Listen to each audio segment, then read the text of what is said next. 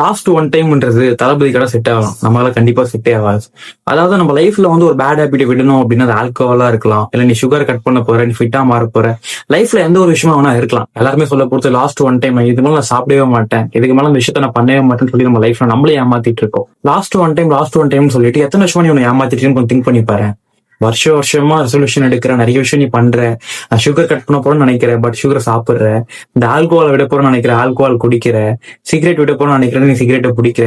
இந்த மாதிரி நம்ம லைஃப்ல நிறைய ஹேபிட்ஸ் வந்து நம்ம விடணும்னு நினைப்போம். பட் ஒரு வாட்டி விடும் போதும் ஒரே வாட்டி பண்ணிக்கலாம், நாளைல இருந்து நான் திருந்துறேன், லாஸ்ட் ஒரே ஒரு வாட்டி மட்டும் பண்ணிக்கலாம்னு சொல்லி பண்றல, அது ரொம்ப ரொம்ப தப்பு.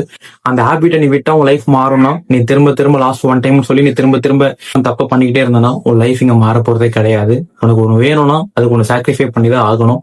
உன் ஹெல்த் நல்லா இருக்கணும்னா அது எல்லாமே நீ விட்டுதான் ஆகணும். உனக்கு தெரியும் உன் லைஃப்ல நீ என்ன பண்ண நல்லா இருப்ப, என்ன பண்ண நல்லா இருக்க மாட்டேன் அப்படின்ட்டு.